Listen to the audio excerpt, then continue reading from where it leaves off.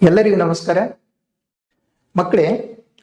ಇಂದು ನಾವು 8ನೇ ತರಗತಿ ವಿಜ್ಞಾನ ಭಾಗ 1ರ ಮೊದಲ ಅಧ್ಯಾಯವನ್ನು ಸಂಪೂರ್ಣವಾಗಿ ಕಲಿತೀವಿ. ಈ ಅಧ್ಯಾಯದ ಹೆಸರು ವಿಜ್ಞಾನದ ಸಂಶೋಧಕ ಜಗತ್ತನ್ನು ಅನ್ವಯಿಸುವುದು. 8ನೇ ತರಗತಿ ವಿಜ್ಞಾನ ಭಾಗ 1ರಲ್ಲಿ ಈ ಮೊದಲನೇ ಅಧ್ಯಾಯ ಇದೆ. ಈ ಅಧ್ಯಾಯವು ನಮ್ಮನ್ನು ನೇರವಾಗಿ ವಿಜ್ಞಾನಿಯಂತೆ ಯೋಚಿಸುವಂತಹ ದಾರಿಗೆ ಕರೆದೊಯ್ಯುತ್ತದೆ. ಇಲ್ಲಿ ನಾವು ಕೇವಲ ಉತ್ತರಗಳನ್ನು ನೆನಪಿಡೋದಿಲ್ಲ, ಪ್ರಶ್ನೆ ಕೇಳುವುದು, ಅದನ್ನು ಗಮನಿಸುವುದು, ಪರೀಕ್ಷಿಸುವುದು, ದಾಖಲಿಸುವುದು ಮತ್ತು ತೀರ್ಮಾನಿಸುವುದು ಹೇಗೆ ಎಂಬುದನ್ನು ಕಲಿತೀವಿ. ಒಂದು ಎಕ್ಸಾಂಪಲ್ ಹೇಳಬೇಕು ಅಂತಂದು ಇದರಲ್ಲಿ ಕೊಟ್ಟಿದ್ದಾರೆ. ಈ ಚಿತ್ರವನ್ನು ಗಮನಿಸಿದ್ರಲ್ಲಿ ಈ ಚಿತ್ರದಲ್ಲಿ ಬೇರು, ಇದರಲ್ಲಿ ಕಾಣುವಂತ ಬೇರು, ಸಸ್ಯ, ಮ್ಯಾಗ್ನಿಫೈಯಿಂಗ್ ಗ್ಲಾಸ್, ಇದು ಚಂದ್ರ, ಆಮೇಲೆ ಗಾಳಿಪಟ, ಇವೆಲ್ಲ ಕಾಣ್ತಾವ. ಇವು ನಮಗೇನಪ್ಪಾ ಅಂತಂದ್ರೆ ಇವು ಏನೇನು ಇದರಲ್ಲಿ ನಾವು ಪ್ರಶ್ನೆ ಕೇಳಿದೆ, ಈ ಚಿತ್ರದಲ್ಲಿ ನಿಮ್ಗೆ ಯಾವ ಯಾವ ವಿಜ್ಞಾನ ಸಂಬಂಧಿತ ವಸ್ತುಗಳು ಕಾಣ್ತಾವ ಅಂತ ನಾವು ಕೇಳ್ಬೇಕಾಗಿದೆ.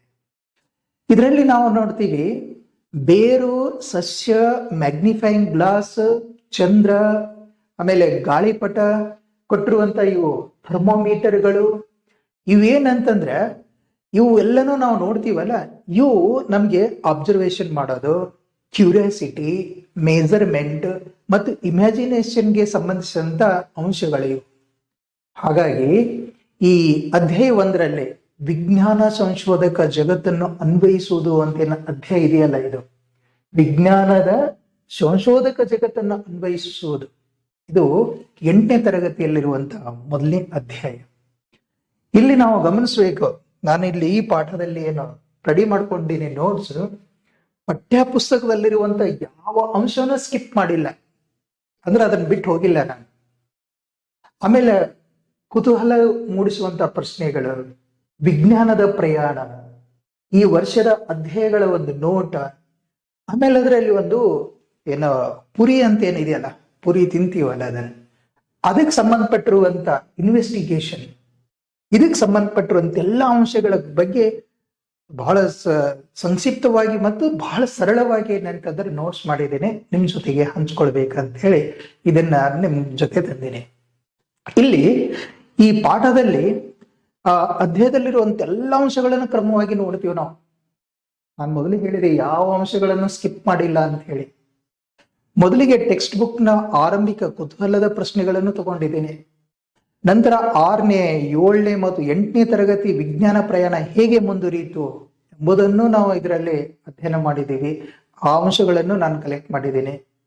ನಂತರ ಈ ವರ್ಷ ವಿಜ್ಞಾನದಲ್ಲಿ ನಾವು ನೋಡಲಿರುವಂತಹ ವಿಷಯಗಳ ಓವರ್ವ್ಯೂ, ಸಂಪೂರ್ಣವಾಗಿ ಓವರ್ವ್ಯೂ ಏನಂತಂದ್ರೆ ಇದರಲ್ಲಿ ಅಳವಡಿಸ್ಕೊಂಡಿವಿ. ಕೊನೆಯಲ್ಲಿ ಒಂದು ಪೂರಿ ಉದಾಹರಣೆಯ ಮೂಲಕ ಸಿಸ್ಟಮ್ಯಾಟಿಕ್ ಇನ್ವೆಸ್ಟಿಗೇಷನ್ ಅಂದ್ರೆ ಕ್ರಮಬದ್ಧ ವೈಜ್ಞಾನಿಕ ಅನ್ವೇಷಣೆಯನ್ನು ನಾವು ಕಲಿತೀವಿ. ಇದಕ್ಕೆ ನಾವು ಎಕ್ಸಾಂಪಲ್ ಆಗಿ ನೋಡ್ತೀವಿ. ಒಂದು ಪ್ರಯಾಣಕ್ಕೆ ಹೊರಟಾಗ ಮೊದಲು ರೂಟ್ ಮ್ಯಾಪ್ ನೋಡ್ತೀವಿ. ನಾವೊಂದು ಪ್ರಯಾಣ ಮಾಡಬೇಕು ಅಂತಂದ್ರೆ ಒಂದು ರೂಟ್ ಮ್ಯಾಪ್ ನೋಡ್ತೀವಿ. ಹಾಗೆ ಈ ಅಧ್ಯಾಯವು ಸಹ ಇಡೀ ವರ್ಷದ ವಿಜ್ಞಾನಕ್ಕೆ ಒಂದು ರೂಟ್ ಮ್ಯಾಪ್ ಆಗಿದೆ ಅಂತ. ಇಲ್ಲಿ ನಾನು ಒಂದು ಪ್ರಶ್ನೆ ನಿಮ್ಗ ಕೇಳಬೇಕು ಅಂತ ಅನ್ಕೊಂಡು ಈ ಪ್ರಶ್ನೆನ ಹಾಕೊಂಡಿದ್ದೀನಿ. ಪಾಠ ಕಲಿಯುವ ಮೊದಲು ಸಂಪೂರ್ಣ ಮಾರ್ಗ ತಿಳಿದಿದ್ದರೆ ನಮಗೆ ಯಾವ ಪ್ರಯೋಜನ? ಯೋಚನೆ ಮಾಡಬಹುದೇ? ಪಾಠ ಕಲಿಯುವ ಮೊದಲು ಸಂಪೂರ್ಣ ಮಾರ್ಗ ನಮ್ಮ ತಿಳಿದಿತ್ತಂತಂದ್ರೆ ನಮಗೆ ಯಾವ ಪ್ರಯೋಜನ ಆಗತ್ತೆ? ಯೋಚನೆ ಮಾಡಬಹುದೇ? ಪಾಠದ ಮಾರ್ಗ ಮೊದಲೇ ತಿಳಿದಿದ್ರೆ ಯಾವ ವಿಷಯ ಕ್ರಮದಲ್ಲಿ ಬರಲಿದೆ ಎಂಬುದು ಅರ್ಥವಾಗುತ್ತದೆ. ಓಕೆನಾ? ಅಂದ್ರೆ ಯಾವ ಯಾವ ಕ್ರಮದಲ್ಲಿ ಬರ್ತದ ಅನ್ನೋದನ್ನು ಅರ್ಥ ಆಗತ್ತೆ. ಕಲಿಕೆ ನಮಗೆ ಸುಲಭ ಆಗತ್ತೆ. ಇದನ್ನು ನಾವು ಗಮನಿಸ್ಬೇಕು, ಸರಿನಾ? ಇನ್ನು ಇದರಲ್ಲಿ ನಾವು ನೋಡ್ತೀವಿ, ಇದೇ ಚಿತ್ರದಲ್ಲಿ ಶೋಧಿಸು ಮತ್ತು ಪರ್ಯಾಲೋಚಿಸು, ಪರೀಕ್ಷೆಗಾಗಿ ಎಲ್ಲ, ಕುತೂಹಲ ಹುಟ್ಟಿಸಲು, ಈ 3 ಪಾಯಿಂಟ್ ಅದಾವ ನೋಡ್ರಿ, ವೆರಿ ಇಂಪಾರ್ಟೆಂಟ್ ಪಾಯಿಂಟ್.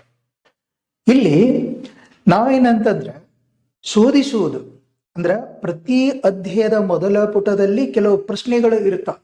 ನೀವು ಪಠ್ಯ ಪುಸ್ತಕ ನೋಡಿ, ಅದರಲ್ಲಿ ಅವು ಪರೀಕ್ಷೆಯಲ್ಲಿ ಬರೆಯಬೇಕಾದಂತ ಫಿಕ್ಸ್ಡ್ ಆನ್ಸರ್ಗಾಗಿ ಎಲ್ಲ ನಾವೇನ್ ಮಾಡ್ತೀವಿ, ಸಾಮಾನ್ಯವಾಗಿ ಪರೀಕ್ಷೆಗೆ ಯಾವ ಪ್ರಶ್ನೆ ಬರ್ತಾವ್ರಿ, ಅದಕ್ಕೆ ಉತ್ತರ ಇಲ್ಲಿಂದ ಇಲ್ಲಿ ತನ ಅಂತ ಟಿಕ್ ಮಾಡ್ಕೊಂಡು ಹೋಗ್ತೀವಿ. ವಿಜ್ಞಾನ ಹಾಗಲ್ಲ. ಅದನ್ನು ಹಾಗಾಗಿ ಈ ಬಾರಿ 8ನೇ ತರಗತಿಯಲ್ಲಿರುವಂತ ಪಠ್ಯ ಪುಸ್ತಕ ಬಹಳ ಸುಂದರವಾಗಿ ನಮ್ಮ ಅಧ್ಯಯನಕ್ಕೆ, ನಮ್ಮ ಜ್ಞಾನಕ್ಕೆ, ನಮ್ಮ ತಿಳುವಳಿಕೆಗೆ, ನಮ್ಮ ಕುತೂಹಲವನ್ನು ಹೆಚ್ಚು ಮಾಡ್ಲಿಕ್ಕೆ ಏನಂತಂದ್ರೆ ರೂಪುಗೊಂಡಿರುವಂತ ಒಂದು ಪಠ್ಯ ಪುಸ್ತಕ. ಅದಕ್ಕೆ ನಾನು ಇಲ್ಲಿ ಹೇಳಿದ್ದೀನಲ್ಲ, ಪ್ರತಿ ಅಧ್ಯಾಯದ ಮೊದಲ ಪುಟದಲ್ಲಿ ಕೆಲವು ಪ್ರಶ್ನೆಗಳನ್ನು ಕೊಟ್ಟಿರ್ತಾರೆ. ಅವು ಪರೀಕ್ಷೆಯಲ್ಲಿ ಬರೆಯಬೇಕಾದಂತ ಫಿಕ್ಸ್ಡ್ ಆನ್ಸರ್ಗಾಗಿ ಅಲ್ಲ ಅಂತ ನಾವು ತಿಳ್ಕೋಬೇಕು. ಅವು ನಮ್ಮ ಮನಸ್ಸಿನಲ್ಲಿ ಕುತೂಹಲದ ಒಂದು ಕಿಡಿ ಹಚ್ತಾವ. ವಿಜ್ಞಾನದಲ್ಲಿ ಕೆಲವೊಮ್ಮೆ ಒಂದು ಉತ್ತಮ ಪ್ರಶ್ನೆಯೇ ದೊಡ್ಡ ಅಧ್ಯಯನಕ್ಕೆ ದಾರಿ ಮಾಡ್ತಾವ. ಇದು ವೆರಿ ಇಂಪಾರ್ಟೆಂಟ್, ಈ ಅಂಶ ಗಮನಿಸ್ಬೇಕು. ವಿಜ್ಞಾನದಲ್ಲಿ ಕೆಲವೊಂದ್ಸಲ ಒಂದು ಉತ್ತಮ ಪ್ರಶ್ನೆ ಏನಿರುತ್ತೆ ನೋಡು, ಅದು ಒಂದು ದೊಡ್ಡ ಅಧ್ಯಯನಕ್ಕೆ ದಾರಿ ಮಾಡಿಕೊಡುತ್ತಾನೆ. ಅದಕ್ಕೆ ಒಂದು ಎಕ್ಸಾಂಪಲ್ ನೋಡ್ಬೇಕು ಅಂತಂದ್ರೆ, ಮಳೆ ಏಕೆ ಬರುತ್ತದೆ ಅನ್ನೋದು ಒಂದು ಸರಳ ಪ್ರಶ್ನೆ. ಇದರಿಂದ ಏನಂತಂದ್ರ ಮಳೆ ಏಕೆ ಬರುತ್ತದೆ ಅನ್ನೋದು ಒಂದು ಸರಳ ಪ್ರಶ್ನೆ. ಈ ಪ್ರಶ್ನೆಯಿಂದ ಏನಂತಂದ್ರೆ ನಮಗೆ ಈ ನೀರಿನ ಚಕ್ರ, ಮೋಡ, ಆವಿಯಾಗುವಿಕೆ ಮುಂತಾದ ಅನೇಕ ವಿಷಯಗಳನ್ನು ಕಲಿಯಬಹುದು. ಒಂದೇ ಒಂದು ಪ್ರಶ್ನೆ ಏನಪ್ಪಾ ಅಂತಂದ್ರೆ ಮಳೆ ಏಕೆ ಬರುತ್ತದೆ ಅಂತ ನಮ್ಮ ಪ್ರಶ್ನೆ ಉಂಟಾಗತ್ತಪ್ಪ. ಆಗ ಎಷ್ಟು ಏನಂತಂದ್ರೆ ವಿಷಯಗಳನ್ನು ನಾವು ಕಲಿಯಬಹುದು. ಅದಕ್ಕೆ ನಿಮ್ಗೊಂದು ಪ್ರಶ್ನೆ ಏನು ಇದರಲ್ಲಿ ಅಂತಂದ್ರೆ, ಪ್ರಶ್ನೆ ಕೇಳುವುದು ವಿಜ್ಞಾನದಲ್ಲಿ ಇದರಲ್ಲಿ ಒಂದು ಪ್ರಶ್ನೆ ನೀವು ಗಮನಿಸಬೇಕು. ಪ್ರಶ್ನೆ ಕೇಳುವುದು ವಿಜ್ಞಾನದಲ್ಲಿ ಏಕೆ ಮುಖ್ಯ ಅನ್ನೋದನ್ನು ನೀವು ಗಮನಿಸಬೇಕು.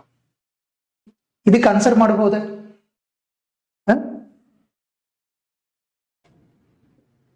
ಯೋಚನೆ ಮಾಡಿ. ಪ್ರಶ್ನೆ ಏನಿದೆ ಅಂತಂದ್ರೆ, ಪ್ರಶ್ನೆ ಕೇಳುವುದು ವಿಜ್ಞಾನದಲ್ಲಿ ಅತಿ ಮುಖ್ಯ, ಏಕೆ ಅನ್ನೋದು ನೀವು ಆನ್ಸರ್ ಮಾಡಬೇಕು. ಯೋಚನೆ ಮಾಡಿ. ಪ್ರಶ್ನೆ ಕೇಳಿದಾಗ, ಇದಕ್ಕೆ ನಾನು ಆನ್ಸರ್ ಹೇಳ್ತೀನಿ ನೋಡಿ.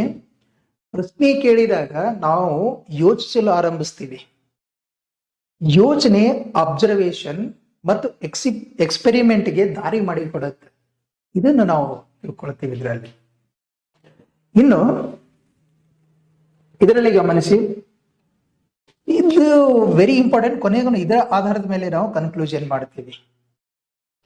ಏನು ಅಂತಂದ್ರೆ, ಪುರಿಯ ಒಂದು ಬದಿ ಇನ್ನೊಂದು ಬದಿಗಿಂತ ತೆಳುವಾಗಿರುವುದು ಏಕೆ ಅನ್ನೋದು ಒಂದು ಪ್ರಶ್ನೆ ಸಾಮಾನ್ಯವಾಗಿ ಬರುತ್ತೆ.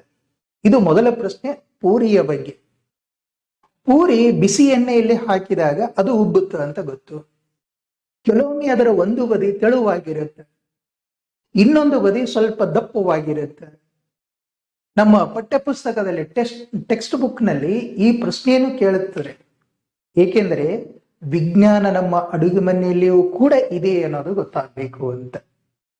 ಇದಕ್ಕೊಂದು ಎಕ್ಸಾಂಪಲ್ ನಾವು ತಗೊಂಡದ್ದು ಏನು ಅಂತಂದ್ರೆ, ಪುರಿ ನಾವು ಮಾಡಿದ್ದನ್ನು ನೋಡಿರ್ತೀವಿ, ಪುರಿಯನ್ನ ಏನಂತ ನಾಷ್ಟ ಮಾಡಿರ್ತೀವಿ, ಇದನ್ನೆಲ್ಲ ಗಮನಿಸ್ತೀವಿ ನಾವು.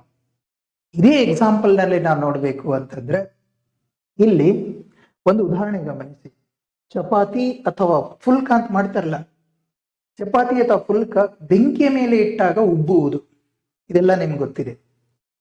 ಅದೇ ರೀತಿ ಪುರಿಯಲ್ಲೂ ಒಳಗೆ ಬಿಸಿ ಗಾಳಿ, ಆವಿ, ಮತ್ತೆ ಹಿಟ್ಟಿನ ದಪ್ಪ, ಎಣ್ಣೆಯ ಬಿಸಿ ಮುಂತಾದ ಅಂಶಗಳು ಪಾತ್ರ ವಹಿಸ್ತವ.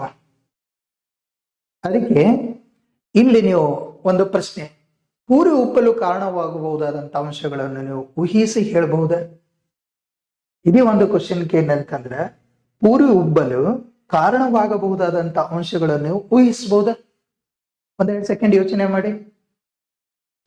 ಏನಾಗತ್ತ ಅಂತಂದ್ರ, ಹಿಟ್ಟಿನ ದಪ್ಪ, ಎಣ್ಣೆಯ ಉಷ್ಣತೆ, ಆಮೇಲೆ ಹಿಟ್ಟಿನ ಪ್ರಕಾರ, ಪೂರಿಯ ಗಾತ್ರ, ಎಣ್ಣೆಗೆ ಹಾಕುವ ವಿಧಾನ, ಇವು ಕಾರಣ ಆಗಬಹುದು. ಹಾಗಾಗಿ ಇಲ್ಲಿ ನಮ್ಮ ಪ್ರಶ್ನೆ ಏನಪ್ಪಾ ಅಂತಂದ್ರ, ಪೂರಿ ಏಕೆ ಉಬ್ಬುತ್ತದೆ, ಒಂದು ಬದಿ ಏಕೆ ತೆಳು ಅನ್ನೋದನ್ನು ಸಹ ನಾವು ಇಲ್ಲಿ ತಿಳ್ಕೊಳ್ತೀವಿ. ಓಕೆ. ಇನ್ನು ನೆಕ್ಸ್ಟ್ ಇಂಪಾರ್ಟೆಂಟ್ ಆಗಿರುವಂತ, ಆಮೇಲೆ ಇದಕ್ಕೆ ಕಂಟಿನ್ಯೂಷನ್ ಆಗಿರುವಂತ ಸ್ಲೈಡ್ ಇದು. ಇದರಲ್ಲಿ 2ನೇ ಪ್ರಶ್ನೆ ಬಹಳ ದೊಡ್ಡ ಪ್ರಮಾಣದ ಚಿಂತನೆಗೆ ನಮಗೆ ಕರೆದೊಯ್ತು. ಇದು ಜಗತ್ತಿನ ಎಲ್ಲ ಸಮುದ್ರ ತೀರಗಳು ಮತ್ತು ಮರುಭೂಮಿಗಳಲ್ಲಿರುವಂತ ಮರಳಿನ ಕಣಗಳು ಇವು ಹೆಚ್ಚೆ, ಅಥವಾ ನಮ್ಮ ಗೆಲಾಕ್ಸಿಯಲ್ಲಿರುವಂತ ನಕ್ಷತ್ರಗಳು ಹೆಚ್ಚೆ, ಈ ಪ್ರಶ್ನೆಯ ಉದ್ದೇಶ ನಮಗ ಫೈನಲ್ ನಂಬರ್ ಹೇಳಿಸೋದಲ್ಲ, ಅಳೆಯಲಾಗದಷ್ಟು ದೊಡ್ಡ ಸಂಖ್ಯೆಗಳ ಬಗ್ಗೆ ಯೋಚಿಸುವಂತ ಅಭ್ಯಾಸ ಮಾಡಿಸೋದು ಅಂತ. ಇದೇ ನಮ್ಗೆ ಇದರಲ್ಲಿ ಇರುತ್ತೆ. ಇಲ್ಲಿ ಒಂದು ಉದಾಹರಣೆ ಇದೆ. ಒಂದು ಚಮಚ ಮರಳಿನಲ್ಲೇ ಸಾವಿರಾರು ಕಣಗಳು ಇರಬಹುದು.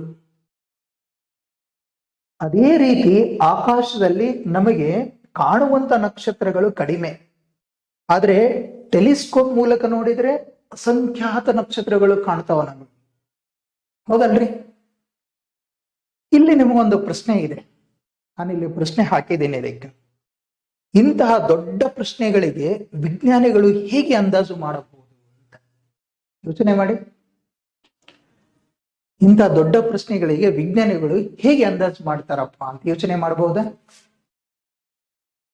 ವಿಜ್ಞಾನಿಗಳು ನೇರವಾಗಿ ಎಣಿಸಲ್ಲಪ್ಪ. ವಿಜ್ಞಾನಿಗಳು, ಇದಕ್ಕೆ ನಾನು ಆನ್ಸರ್ ಹೇಳ್ತೀನಿ ಕೇಳಿ.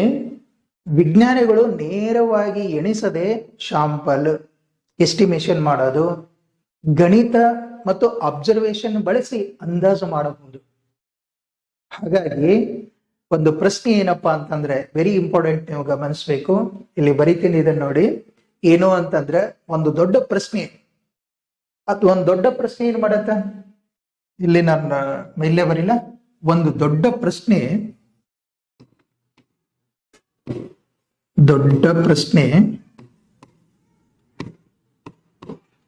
ಏನ್ ಮಾಡ್ಲಿಕ್ಕೆ ಹಸ್ತ ನಮಗೆ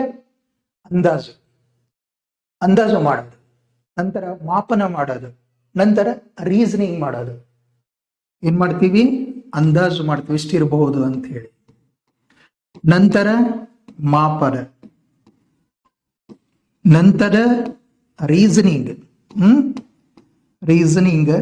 ಮಾಡ್ತೀವಿ, ತರ್ಕ ಅದರ ಬಗ್ಗೆ. ಹೀಗೆ ನಮ್ಗೇನಂತಂದ್ರ ಇಲ್ಲಿ ಕಾಣುವಂತ ಒಂದು ಚಮಚ ಮರಳಿನಲ್ಲೇ ಸಾವಿರಾರು ಕಣಗಳು ಇರ್ತಾವ ಅಂತ ಗೊತ್ತು. ಅದೇ ರೀತಿಯಲ್ಲಿ ಆಕಾಶದಲ್ಲಿ ಕಾಣುವಂತ ನಕ್ಷತ್ರಗಳು ಕಡಿಮೆ ಅಪ್ಪ. ಆದ್ರೆ ಟೆಲಿಸ್ಕೋಪ್ ಮೂಲಕ ನೋಡಿದರೆ ಅಸಂಖ್ಯಾತ ನಕ್ಷತ್ರಗಳು ನಮ್ಗೆ ಕಾಣ್ತಾವ. ಇಂತಹ ದೊಡ್ಡ ಪ್ರಶ್ನೆಗಳೇ ವಿಜ್ಞಾನಿಗಳು ಹೇಗೆ ಅಂದಾಜು ಮಾಡ್ತಾರ ಅನ್ನೋದಕ್ಕೆ ಇಂಥ ಒಂದು ದೊಡ್ಡ ಪ್ರಶ್ನೆ ಇತ್ತು ಅಂತಂದ್ರೆ ಅದನ್ನ ಮೊದಲ ಅಂದಾಜು ಮಾಡೋದು, ನಂತರ ಮಾಪನ, ನಂತರ ರೀಸನಿಂಗ್ ಅಂತ ಹೇಳಿ ಇರುತ್ತೆ. ಇದನ್ನ ನಾವು ತಿಳ್ಕೋಬೇಕು. ಇಲ್ಲಿ ಇನ್ನೊಂದು ಗಮನಿಸ್ಬೇಕಿಲ್ಲಿ ವೆರಿ ಇಂಪಾರ್ಟೆಂಟ್ ಅಂತಂದ್ರೆ, ಇವಾಗ ಪ್ರಕೃತಿ ವೈಚಿತ್ರ್ಯದಲ್ಲಿ, ಪ್ರಕೃತಿ ಒಂದು ವೈವಿಧ್ಯತೆಯಲ್ಲಿ ಎಷ್ಟು ವೈವಿಧ್ಯತೆ ಇದೆ. ಎಲೆಗಳು, ಕೀಟಗಳು, ಸಸ್ಯಗಳು, ಪ್ರಾಣಿಗಳು. ಮೂರನೇ ಪ್ರಶ್ನೆ ಇಲ್ಲಿ ವೆರಿ ಇಂಪಾರ್ಟೆಂಟ್ ಇದೆ.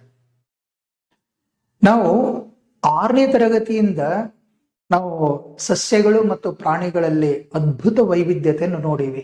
6ನೇ ತರಗತಿ ಪುಸ್ತಕ, 7ನೇ ತರಗತಿ ವಿಜ್ಞಾನ ಪುಸ್ತಕದಲ್ಲಿ ಸಸ್ಯಗಳು ಮತ್ತು ಪ್ರಾಣಿಗಳ ಒಂದು ಅದ್ಭುತ ವೈವಿಧ್ಯತೆಯನ್ನು ನಾವು ನೋಡಿದೀವಿ, ಕಲ್ತಿದ್ದೀವಿ. ಎಲೆಗಳ ಆಕಾರ ಬೇರೆ ಬೇರೆ ಇರ್ತಾವ. ಒಂದು ಮರದ, ಒಂದು ಗಿಡದ ಎಲೆಗಳು ಒಂದು ರೀತಿಯಲ್ಲಿ ಇರ್ತಾವ, ಬೇರೆ ಬೇರೆ ಬೇರೆ ರೀತಿಯಲ್ಲಿ ಏನಂತಂದ್ರೆ ಬೇರೆ ಬೇರೆ ಗಿಡಗಳಿಗೆ ಬೇರೆ ಬೇರೆ ಏನಂತಂದ್ರೆ ಎಲೆಗಳ ಆಕಾರ ಇರ್ತವೆ. ಕೀಟಗಳ ರೂಪ ಬೇರೆ ಬೇರೆ ಇವೆ, ಪ್ರಾಣಿಗಳ ವಾಸಸ್ಥಾನ ಬೇರೆ ಇದಾವ. ಇನ್ನು ಪ್ರಕೃತಿಯಲ್ಲಿ ಇಷ್ಟೆಲ್ಲಾ ವೈವಿಧ್ಯತೆಯನ್ನು ಹೇಗೆ ಹೊಂದಿದೆ ಎಂಬ ಪ್ರಶ್ನೆ ನಮ್ಮ ವಿಜ್ಞಾನಕ್ಕೆ ಬಹಳ ಮುಖ್ಯ. ಇದನ್ನ ನಾವು ನೋಡಿದೀವಿ ಅಂತಂದ್ರೆ ಬಹಳ ಚಂದ ಕಾಣುತ್ತೆ. ಅದು ಸಾಮಾನ್ಯ ವ್ಯಕ್ತಿಗಳನ್ನ ನೋಡಿದ್ರೆ ಬಹಳ ಚಂದ ಕಾಣುತ್ತೆ. ಬಟ್ ನಾವು ಒಬ್ಬ ವೈಜ್ಞಾನಿಕವಾಗಿ ಒಬ್ಬ ವಿಜ್ಞಾನ ರೀತಿಯಲ್ಲಿ ಯೋಚನೆ ಮಾಡಿದೀವಿ ಅಂತಂದ್ರೆ ಇವೆಲ್ಲದಕ್ಕೂ ನಮ್ಮ ವಿಜ್ಞಾನಕ್ಕೆ ಒಂದು ಕುತೂಹಲನ ಮೂಡಿಸ್ತಾವೆ. ಹಾಗಾಗಿ ಇಲ್ಲಿ ಒಂದು ಎಕ್ಸಾಂಪಲ್ ತಗೊಂಡಿದ್ದೀನಿ, ಇಲ್ಲಿ ಗಮನಿಸ್ಬೇಕು. ಕ್ಯಾಕ್ಟಸ್ ಗಿಡದ ಎಲೆಗಳು ಮುಳ್ಳಿನಂತೆ ಇರ್ತಾವ.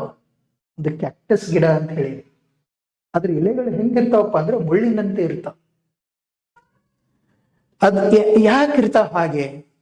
ಅದು ನೀರು ಉಳಿಸಿಕೊಳ್ಳಲು ಸಹಾಯ ಮಾಡುತ್ತೆ. ಕಮಲದ ಎಲೆ ನೀರಿನ ಮೇಲ್ಮೈನಲ್ಲಿ ತೇಲಲು ಸೂಕ್ತವಾಗಿ ರೂಪುಗೊಂಡಿದೆ. ಎಂತೆಂಥ ವೈವಿಧ್ಯತೆ ಅಲ್ಲ ಪ್ರಕೃತಿಯಲ್ಲಿ. ಇನ್ನು ನಮ್ದೊಂದು ಪ್ರಶ್ನೆ ಇದೆ ಇದರಲ್ಲಿ. ನಿಮ್ಮ ಸುತ್ತಲಿನ 2 ಎಲೆಗಳು ಒಂದೇ ಆಕಾರದಲ್ಲಿವೆಯೇ?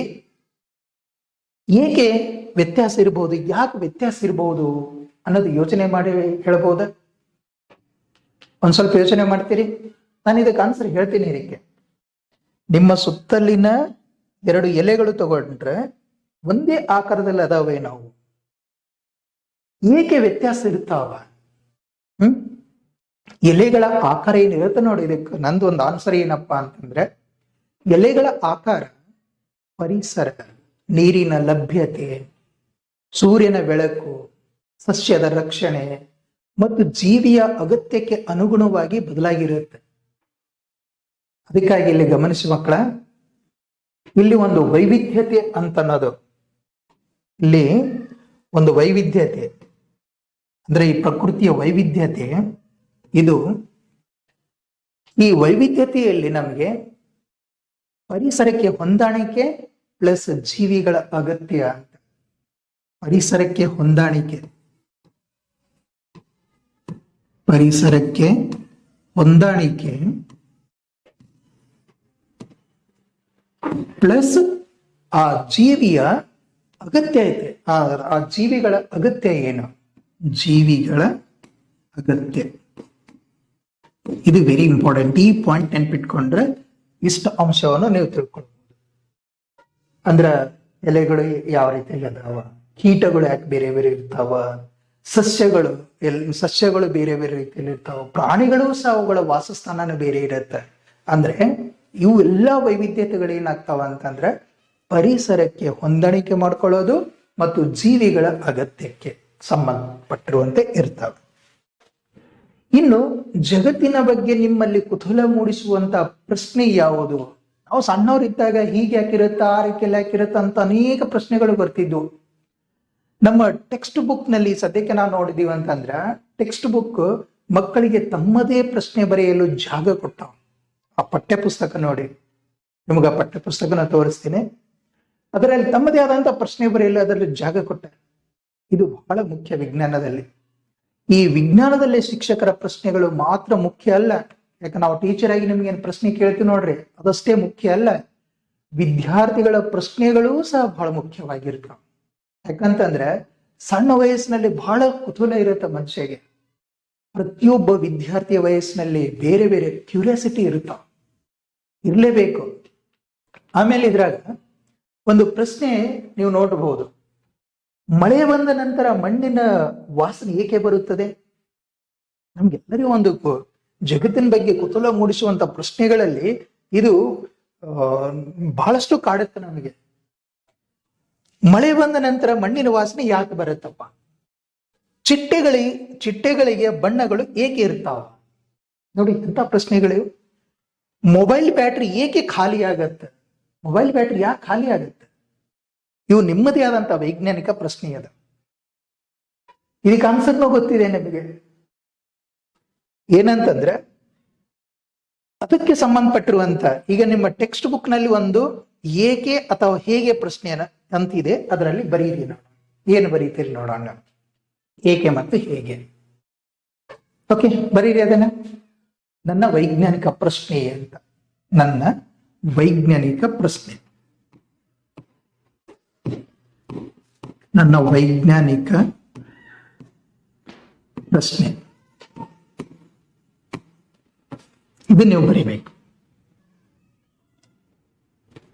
ಈಗ ಆನ್ಸರ್ ನನ್ನ ಎಕ್ಸ್ಪೆಕ್ಟೇಷನ್ ಏನು ಅನ್ನೋದನ್ನು ಹೇಳ್ತೀನಿ ಇದರಲ್ಲಿ. ಬರದ್ರಿ ಇದ್ರಾಗ ಕ್ಯೂರಿಯಾಸಿಟಿ ಜೊತೆಗಿನ ಪ್ರಯಾಣ. ಆಹಾ, ಎಂತ ಪ್ರಶ್ನೆ, ಎಂತ ಅಂಶ. 8ನೇ ತರಗತಿಯಲ್ಲಿಯೂ ಸಹ ಮುಂದುವರಿಯುತ್ತಿದ್ದೆವು. ಯಾಕಂದ್ರೆ 6ನೇ ತರಗತಿ ಗಣಿತ, 7ನೇ ತರಗತಿ ಗಣಿತದಲ್ಲಿಯೂ ಸಹ ಒಂದು ಕ್ಯೂರಿಯಾಸಿಟಿ ಜೊತೆಗಿನ ಪ್ರಯಾಣ 8ನೇ ತರಗತಿಯಲ್ಲಿ ಇದು ಕಂಟಿನ್ಯೂ ಆಗಿದೆ. ಟೆಕ್ಸ್ಟ್ ಬುಕ್ ಹೇಳುತ್ತ, ಟೆಕ್ಸ್ಟ್ ಬುಕ್ಸ್ ನ ಏನ್ ಹೇಳ್ಬೋದು ಅನ್ನೋದಂತಂದ್ರೆ, ಕ್ಯೂರಿಯಾಸಿಟಿ ಜೊತೆ ವಿಜ್ಞಾನದ ಜಗತ್ತಿನ ನಮ್ಮ ಪ್ರಯಾಣ 8ನೇ ತರಗತಿಯಲ್ಲಿಯೂ ಮುಂದುವರಿಯುತ್ತದೆ. ಹೌದಾ? 6ನೇ ಮತ್ತು 7ನೇ ತರಗತಿಗಳಲ್ಲಿ ನಾವು ಬೆಳೆಸಿಕೊಂಡ ಒಂದು ಸಾಹಸ, ಕುತೂಹಲ ಮತ್ತು ಅನ್ವೇಷಣೆಯ ಮನೋಭಾವವನ್ನು ಇಲ್ಲಿ ನಾವು ಮುಂದುವರಿಸ್ತೀವಿ. ಯಾಕಂದ್ರೆ 6ನೇ 7ನೇ ತರಗತಿಯಲ್ಲಿ ನಾವು ಏನೇನ್ ಕಲ್ತೀವಪ್ಪ ಅಂತಂದ್ರೆ, ಅದರ ಸಾಹಸ ಬಗ್ಗೆ, ಕುತೂಹಲ ಮತ್ತು ಅನ್ವೇಷಣೆಯ ಮನೋಭಾವ, ಇವೆಲ್ಲವನ್ನ ಏನಂತಂದ್ರೆ ಈ 8ನೇ ತರಗತಿಯಲ್ಲೂ ಸಹ ಮುಂದುವರಿಸ್ತೀವಿ. ಒಂದು ಎಕ್ಸಾಂಪಲ್ ಇಲ್ಲಿ ನೋಡ್ಬೇಕು ಅಂತಂದ್ರೆ, ಒಂದು ಪರ್ವತ ಏರುತ್ತಿರುವಂತೆ ನಾವು ಕಲ್ಪಿಸ್ಕೊಳ್ಳೋಣ. 6ನೇ ತರಗತಿ ಮೊದಲ ಹೆಜ್ಜೆ, 7ನೇ ತರಗತಿ ಮುಂದಿನ ಹಂತ, 8ನೇ ತರಗತಿ ಇನ್ನಷ್ಟು ಆಳವಾದಂತ ಅನ್ವೇಷಣೆ. ಚೆನ್ನಾಗಿದೆಯಲ್ಲ? ಇಲ್ಲಿ ಪ್ರಶ್ನೆ ಒಂದು ನಾವು ಹಾಕೊಂಡ್ ಬಿಡೋಣ. ಹಿಂದಿನ ತರಗತಿಗಳಲ್ಲಿ ನಿಮಗೆ ಇಷ್ಟವಾದ ವಿಜ್ಞಾನದ ಅಬ್ಸರ್ವೇಷನ್ ಯಾವುದು? ಹಿಂದಿನ ತರಗತಿಯಲ್ಲಿ ನಿಮ್ಗೆ ಇಷ್ಟವಾದಂತ ವಿಜ್ಞಾನದ ಅಬ್ಸರ್ವೇಷನ್ ಯಾವುದು ಅಂತ ಯೋಚನೆ ಮಾಡಬಹುದ? ಇಲ್ಲಿ ನನ್ನ ಒಂದು ಆನ್ಸರ್ ಏನಪ್ಪಾ ಅಂತಂದ್ರೆ, ನೀವು ಕಲ್ತಿದ್ದೇನು ಅಂತ ನಾನು ಹೇಳ್ಬೇಕು ಅಂತಂದ್ರೆ, ಹಿಂದಿನ ತರಗತಿಗಳಲ್ಲಿ ಸಸ್ಯಗಳು, ಪ್ರಾಣಿಗಳು, ಚಂದ್ರ, ನೀರು, ಚುಂಬಕ, ಬೆಳಕು ಇವೆಲ್ಲವನ್ನ ಏನಂತಂದ್ರ, ಇವೆಲ್ಲ ಏನು ಅಂಶಗಳದ ಅಬ್ಸರ್ವೇಷನ್ಗಳನ್ನು ಕಲ್ತಿದ್ವಿ. ಓಕೆನಾ? ಇನ್ನೊಂದ್ಸಲ ಹೇಳಿ. ನಾವು ಹಿಂದಿನ ತರಗತಿಯಲ್ಲಿ ಏನೇನು ಕಲ್ತೀವಿ? ಸಸ್ಯಗಳು, ಪ್ರಾಣಿಗಳು, ಚಂದ್ರ, ನೀರು ಮತ್ತು ಆಕರ್ಷಣೆ, ಬೆಳಕು ಇವೆಲ್ಲ ಮುಂತಾದವು ಏನಂತಂದ್ರೆ ಅಬ್ಸರ್ವೇಷನ್ಗಳನ್ನು ಕಲ್ತೀವಿ ಅನ್ನೋದು ನಮ್ಗೆ ಐಡಿಯಾ ಇದೆ. ಹಾಗಾಗಿ ಈ 6ನೇ ತರಗತಿ, 6ನೇ, 7ನೇ ಮತ್ತು 8ನೇ ತರಗತಿಗಳಲ್ಲಿ, ಅಂದ್ರೆ 8ನೇ ತರಗತಿ ನಾವು ಕಲಿಬೇಕು ಅಂತಂದ್ರೆ 6, 7 ನಮಗ ಕ್ಯೂರಿಯಾಸಿಟಿ ಏನಂತಂದ್ರೆ ಹುಟ್ಟಿಸಿ ಬಿಟ್ಟಿದೆ. ಇಲ್ಲಿ ವಿಜ್ಞಾನದ ಪ್ರಯಾಣ ಮುಂದುವರಿತಾ ಇದೆ. 6ನೇ, 7ನೇ, 8ನೇ ತರಗತಿಯಲ್ಲಿ ಇದೇ ವಿಜ್ಞಾನದ ಪ್ರಯಾಣ, ಕ್ಯೂರಿಯಾಸಿಟಿ ಜೊತೆಗೆ ಪ್ರಯಾಣ ನಾವು ಕಂಟಿನ್ಯೂ ತಗೊಳ್ತಾ ಇದ್ದೀವಿ. ಓಕೆ, ಇನ್ನು ಇದಕ್ಕೆ ಸಂಬಂಧಪಟ್ಟಿರುವಂತ ವಿಜ್ಞಾನದ ಆರಂಭವಾಗುವುದು ಚೆನ್ನಾಗಿದೆ. ವಿಜ್ಞಾನ ಆರಂಭವಾಗುವುದು ಏಕೆ ಮತ್ತು ಹೇಗೆ ಎನ್ನುವಂತ ಪ್ರಶ್ನೆಗಳಿದೆ. ಯಾಕಂದ್ರೆ 6ನೇ ತರಗತಿಯಲ್ಲಿ ವಿಜ್ಞಾನವು ನಮಗೆ ಆಶ್ಚರ್ಯದಿಂದ ಆರಂಭವಾಗುತ್ತದೆ ಅಂತ ನಾವು ಕಲ್ತೀವಿ. ನಮ್ಮ ಸುತ್ತಲಿನ ಜಗತ್ತಿನ ಬಗ್ಗೆ ಏಕೆ ಮತ್ತು ಹೇಗೆ ಎಂಬ ಸರಳ ಪ್ರಶ್ನೆಗಳು ವಿಜ್ಞಾನದ ಮೊದಲ ಹೆಜ್ಜೆ. ನಾವು ಯಾವುದೇ ಒಂದು ಅಂಶ ನೋಡಿದೀವಿ ಅಂತಂದ್ರೆ ಈ ಬೇಸಿಕ್ ಆಗಿರುವಂತ ಒಂದು 2 ಕ್ವಶನ್ ಇದೆ. ಏನು ಅಂತಂದ್ರೆ ಏಕೆ ಮತ್ತು ಹೇಗೆ ಅನ್ನುವಂತ ಒಂದು ಸರಳವಾದಂತ ಪ್ರಶ್ನೆ. ಹಾಗಾಗಿ ಇಲ್ಲಿ ನಾವು ಕೊಟ್ಟಿರುವಂತ ಒಂದು ಎಕ್ಸಾಂಪಲ್ ನ ಗಮನಿಸಿದೀವಿ ಅಂತಂದ್ರೆ, ಮರದ ಎಲೆ ಹಸಿರು ಏಕೆ? ನಾನು 2 ಅಂಶ ತಗೊಳ್ರಿ ಅಂತ ಹೇಳಿದೆ ನಾನು. ಏಕೆ ಮತ್ತು ಹೇಗೆ ಅನ್ನುವಂತ ಪ್ರಶ್ನೆ ಇದರಲ್ಲಿ. ಮರದ ಎಲೆ ಯಾಕೆ ಹಸಿರಾಗಿರುತ್ತವ? ಆಮೇಲೆ ಮರದ ಎಲೆ ಯಾಕೆ ಹಸಿರಾಗಿರ್ತಾವ? ನೀರು ಕೆಳಗೆ ಹರಿಯುವುದು ಏಕೆ? ಚುಂಬಕ ಅಂತಂದ್ರೆ ಅಯಸ್ಕಾಂತ, ಕಬ್ಬಿಣವನ್ನು ಏಕೆ ಆಕರ್ಷಿಸುತ್ತದೆ? ಅಯಸ್ಕಾಂತಗ ಕನ್ನಡದಲ್ಲಿ ಚುಂಬಕ ಅಂತಂತಾರೆ ಗೊತ್ತಾ? ಅದು ಕಬ್ಬಿಣವನ್ನು ಏಕೆ ಆಕರ್ಷಿಸುತ್ತದೆ? ಇವೆಲ್ಲ 6ನೇ ತರಗತಿ ಮಟ್ಟದ ಕುತೂಹಲದ ಪ್ರಶ್ನೆಗಳು. ಇವೆಲ್ಲನೂ ನಾವು ಕಲ್ತಿದ್ದೀವಿ. ಇದಕ್ಕೆ ನಿಮ್ಗೊಂದು ಪ್ರಶ್ನೆ. ನೀವು ದಿನನಿತ್ಯದಲ್ಲಿ ಕೇಳಿರುವಂತ, ನೀವು ದಿನನಿತ್ಯದಲ್ಲಿ ಹೆಚ್ಚು ಕೇಳುವಂತ ಪ್ರಶ್ನೆ ಏಕೆನ ಅಥವಾ ಹೇಗೆ? ದಿನನಿತ್ಯದಲ್ಲಿ ಏಕೆ ಅಥವಾ ಹೇಗೆ ಯಾವುದನ್ನು ನೀವು ಹೆಚ್ಚು ಕೇಳ್ತೀರಿ? ನನ್ನ ಅಂದಾಜ ಪ್ರಕಾರ 2 ಮುಖ್ಯ. ಆದ್ರೆ ಉತ್ತರ ಕಂಡುಹಿಡಿಯಲು ಏಕೆ ಮತ್ತು ಹೇಗೆ ಪ್ರಶ್ನೆಗಳು ವಿಜ್ಞಾನಕ್ಕೆ ಹೆಚ್ಚು ಉಪಯುಕ್ತ ಆಗಿರ್ತಾವ. ಹಾಗಾಗಿ 6ನೇ ತರಗತಿ ನಮಗಿಲ್ಲಿ ಬರೋದು 6th ಕ್ಲಾಸ್. 6ನೇ ತರಗತಿ 6th ಕ್ಲಾಸ್ ವೆರಿ ಇಂಪಾರ್ಟೆಂಟ್, ಇವು ಗಮನಿಸಬೇಕು. 6ನೇ ತರಗತಿಯಲ್ಲಿ ವಂಡರ್ ಪ್ಲಸ್ ವೈ ಹೌ, ಏಕೆ ಹೇಗೆ. ವಂಡರ್ ಪ್ಲಸ್ ವೈ ಹೌ, ಇವು ವೆರಿ ಇಂಪಾರ್ಟೆಂಟ್. ಇದರಲ್ಲಿ ನಾವು 6ನೇ ತರಗತಿಯಲ್ಲಿ ಕಲ್ತಿದ್ದು. ಇನ್ನು ನೆಕ್ಸ್ಟ್ ಅಂಶವನ್ನು ಗಮನಿಸೋಣ. ಪ್ರತಿ ಉತ್ತರವು ಹೊಸ ಪ್ರಶ್ನೆಯನ್ನು ಹುಟ್ಟಿಸುತ್ತದೆ. ಪ್ರತಿ ಉತ್ತರವು ಇದರಲ್ಲಿ ಹೊಸ ಪ್ರಶ್ನೆಯನ್ನು ಹುಟ್ಟಿಸ್ತದ ಅಂತ.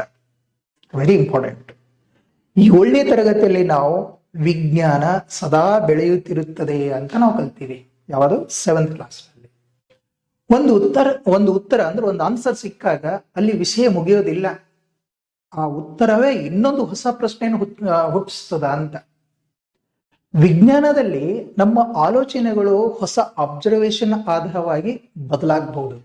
Very important. ಈ ಅಂಶಗಳನ್ನು ಗಮನಿಸಬೇಕು.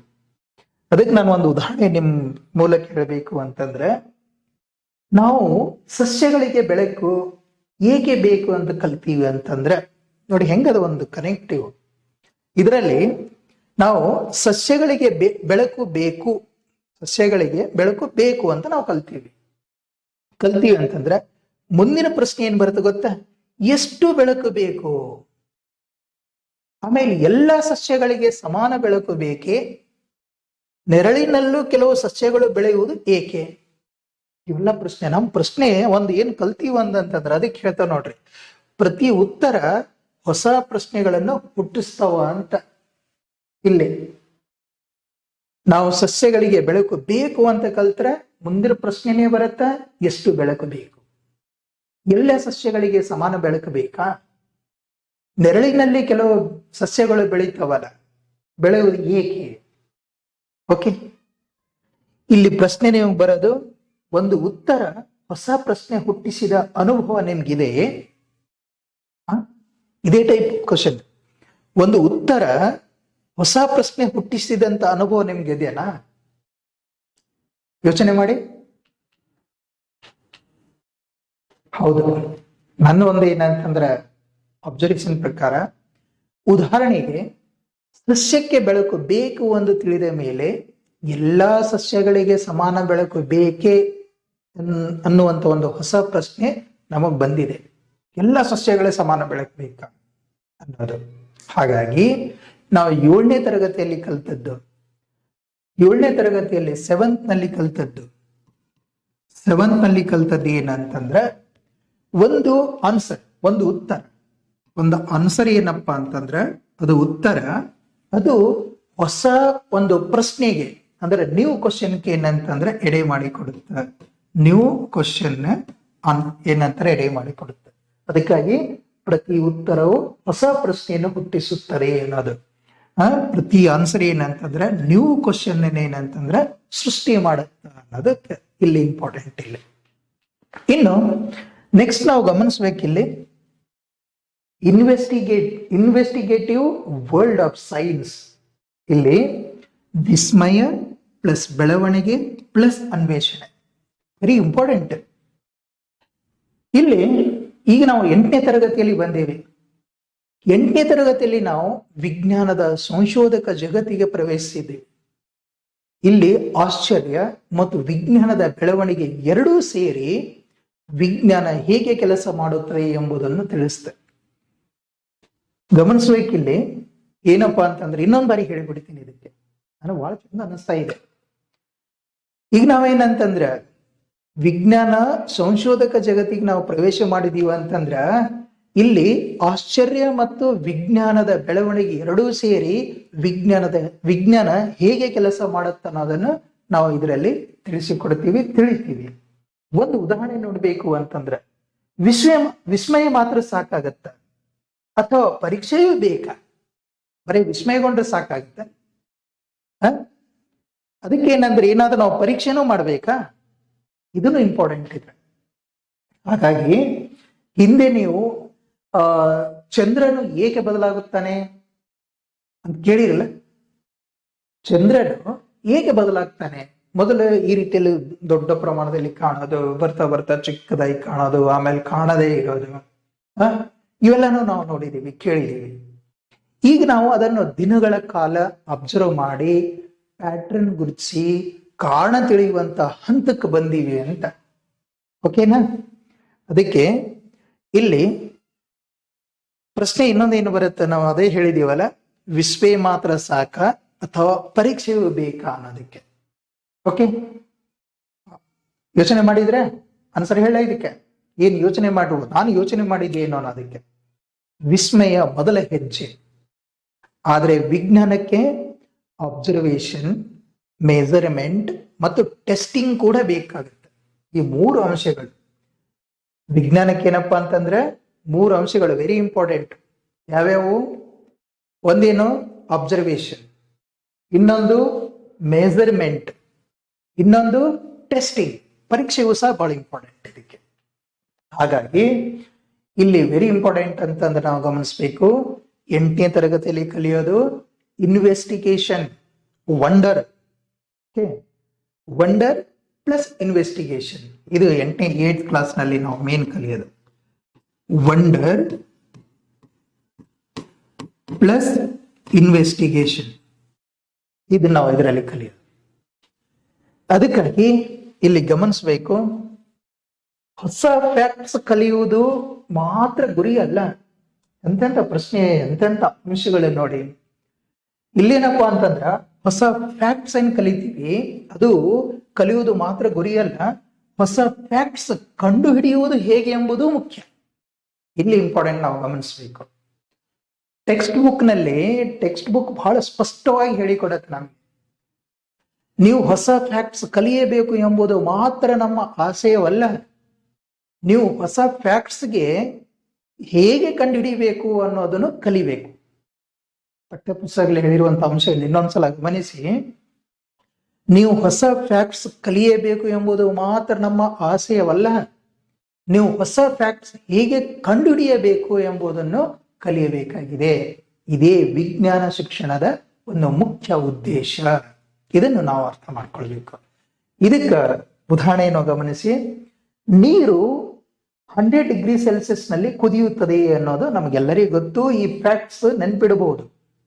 ಆದರೆ ನೋಡಿ, ಇಲ್ಲಿ ಗಮನಿಸಿ, ಆದರೆ ಥರ್ಮೋಮೀಟರ್ ಬಳಸಿ ನೀರಿನ ತಾಪಮಾನ ಅಳೆಯುವುದು, ಯಾವ ಪರಿಸ್ಥಿತಿಯಲ್ಲಿ ಕುದಿಯುತ್ತದೆ ಎಂದು ನೋಡುವುದು, ಇದು ವಿಜ್ಞಾನ ಮಾಡುವಂತ ವಿಧಾನ. ಎಷ್ಟು ಚೆನ್ನಾಗಿದೆ ನೋಡಿ. ನೀರು 100 ಡಿಗ್ರಿ ಸೆಲ್ಸಿಯಸ್ ನಲ್ಲಿ ಕುದೀತೆ ಅಂತ ಗೊತ್ತಲ್ಲ. ಈ ಫ್ಯಾಕ್ಟ್ಸ್ ಎಲ್ಲರೂ ನೆನಪಿರುತ್ತೆ. ನೀರಿನ ಕುದಿಯುವ ಬಿಂದು ಏನಪ್ಪಾ, 100 ಡಿಗ್ರಿ ಸೆಲ್ಸಿಯಸ್ ರೀ ಅಂತ ಹೇಳ್ತೀವಿ. ಆದ್ರೆ ಥರ್ಮಾಮೀಟರ್ ಬಳಸಿ ನೀರಿನ ತಾಪಮಾನ ಅಳೆಯುವುದು, ಯಾವ ಪರಿಸ್ಥಿತಿಯಲ್ಲಿ ಕುದಿಯುತ್ತದೆ ಎಂದು ನೋಡುವುದು, ಇದು ವಿಜ್ಞಾನ ಮಾಡುವಂತ ವಿಧಾನ. ಈ ನಿಮ್ಗೊಂದು ಪ್ರಶ್ನೆ, ಫ್ಯಾಕ್ಟ್ ನೆನಪಿಡುವುದು ಮತ್ತು ಫ್ಯಾಕ್ಟ್ ಕಂಡು ಹಿಡಿಯುವುದು ಇವೆರಡರಲ್ಲಿ ವ್ಯತ್ಯಾಸವೇನು? ವಂಡರ್ಫುಲ್ ಕ್ವಶನ್ ಅಲ್ಲ. ಫ್ಯಾಕ್ಟ್ ನೆನ್ಪಿಡುವುದು ಮತ್ತು ಫ್ಯಾಕ್ಟ್ ಕಂಡು ಹಿಡಿಯುವುದು ಇವೆರಡರಲ್ಲಿ ಏನ್ ವ್ಯತ್ಯಾಸ ಅಂತ, ಏನ್ ವ್ಯತ್ಯಾಸ ಇರ್ಬೋದು ಯೋಚನೆ ಮಾಡಿ. ಹೇಳ ನಾನು ಆನ್ಸರ್. ಫ್ಯಾಕ್ಟ್ ಅನ್ನು ನೆನಪಿಡುವುದು ಅಂತಂದ್ರೆ ಸಿದ್ಧ ಉತ್ತರ ತಿಳಿದುಕೊಳ್ಳುವುದು ಅಂತ. ಸಿಂಪಲ್ ನೋಡಿ. ಫ್ಯಾಕ್ಟ್ ನೆನ್ಪಿಡೋದು ಅಂದ್ರೆ ಅರ್ಥ ಏನ್ ಗೊತ್ತೇನೋ, ರೆಡಿಮೇಡ್ ಇರುವಂತ ಆನ್ಸರ್ ಅನ್ನು ತಿಳಿದುಕೊಳ್ಳೋದು. ಇನ್ನು ಫ್ಯಾಕ್ಟ್ ಕಂಡು ಹಿಡಿಯೋದು ಅಂತಂದ್ರೆ ಅಬ್ಸರ್ವೇಷನ್ ಮಾಡೋದು, ಅಂದ್ರ ಎಕ್ಸ್ಪೆರಿಮೆಂಟ್ ಮೂಲಕ ಅದನ್ನು ಅದರ ಅರಿವನ್ನು ಪಡೆಯುವುದು, ಅದರ ತಿಳಿವನ್ನು ಪಡೆಯುವುದು. ಇದಕ್ಕೇನಂತೀವಿ ನಾವು ಫ್ಯಾಕ್ಟ್ ಅನ್ನು ಕಂಡು ಹಿಡಿಯುವುದು ಅಂತ ಹೇಳ್ತೀವಿ. ಅರ್ಥ ಆಗಿದೆನಾ? ಹಾಗಾಗಿ ಇಲ್ಲಿ ನಾವು ತಿಳ್ಕೊಳ್ಳೋದು ಇದ್ರಾಗ ಏನು ಲರ್ನ್ ಫ್ಯಾಕ್ಟ್ ಅಂತ ಹೇಳ್ತೀವಿ. Learn facts plus learn how to find fact, ಇದೇ ಇದರಲ್ಲಿರೋದು. ಲರ್ನ್ ಫ್ಯಾಕ್ಟ್ ಹೊಸ ಫ್ಯಾಕ್ಟ್ ಅನ್ನು ಕಂಡುಹಿಡಿಯೋದು, ಕಲಿಯುವುದು, ಮತ್ತು ಲರ್ನ್ ಏನಂತಂದ್ರೆ ಫ್ಯಾಕ್ಟ್ ಅನ್ನು ಹೇಗೇನಂತಂದ್ರೆ ಕಂಡುಹಿಡಿಯುವುದು ಅನ್ನೋದಕ್ಕೆ ಇದು ಇಂಪಾರ್ಟೆಂಟ್ ಇರುವಂತ ಅಂಶ. ನೆಕ್ಸ್ಟ್ ಗಮನಿಸಿ, ನಮ್ಮ ಪುಸ್ತಕದಲ್ಲಿ ಕೊಟ್ಟಿರುವಂತದ್ದ ಗಹನ ಪ್ರಶ್ನೆ ಕೇಳಿ, ಸರಳ ಪ್ರಯೋಗ ವಿನ್ಯಾಸ ಮಾಡಿ, ಆಮೇಲೆ ಸರಳ ಪ್ರಯೋಗ ವಿನ್ಯಾಸ ಮಾಡಿದ ನಂತರ ಅವಲೋಕನ ಬಳಸಿ ಅರ್ಥ ಸುಧಾರಿಸಿ ಅಂತ ಹೇಳಿ ಇದೆ. ಸರಿನಾ? ಇಲ್ಲಿ ನಾವು ವಿಜ್ಞಾನದಲ್ಲಿ ಇನ್ವೆಸ್ಟಿಗೇಷನ್ ಅಂದ್ರೆ ಕೇವಲ ಒಂದು ವಸ್ತುವನ್ನು ನೋಡುವುದು ಅಲ್ಲ. ಇನ್ವೆಸ್ಟಿಗೇಷನ್ ಅಂತಂದ್ರೆ ನಾವೇನು ತಿಳ್ಕೊ ಸುಮ್ಮ ಅದನ್ನ ನೋಡೋದು ಅಂತ ತಿಳ್ಕೊ, ಹಂಗೆ ನೋಡೋದಲ್ಲ. ನಾವು ಫೋಕಸ್ಡ್ ಕ್ವಶನ್ ಕೇಳಬೇಕು.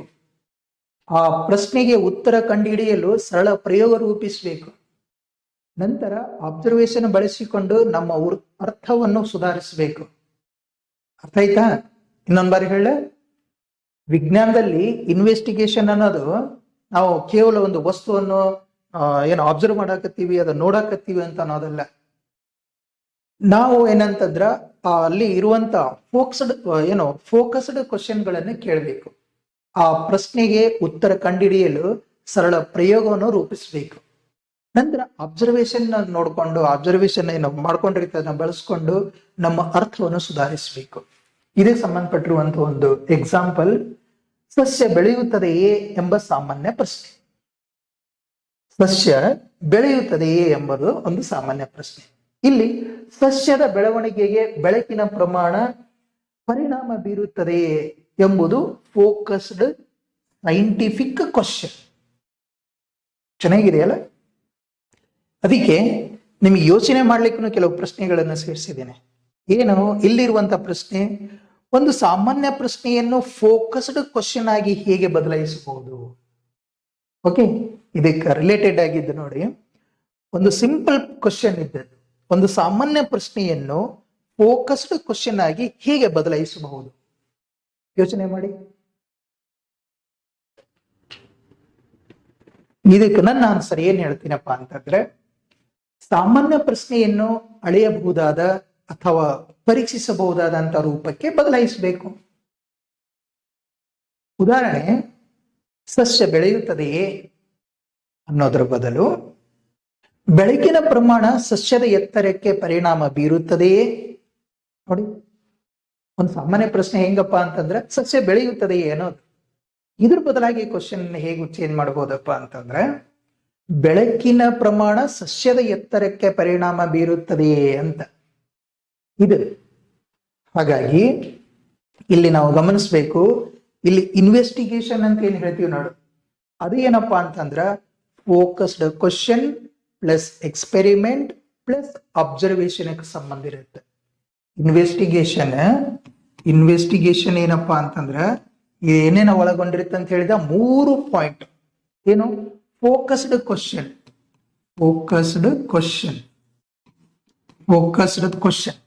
ಆಮೇಲೆ ಏನಂತ ಹೇಳಿದ, ಎಕ್ಸ್ಪೆರಿಮೆಂಟ್ ಮತ್ತು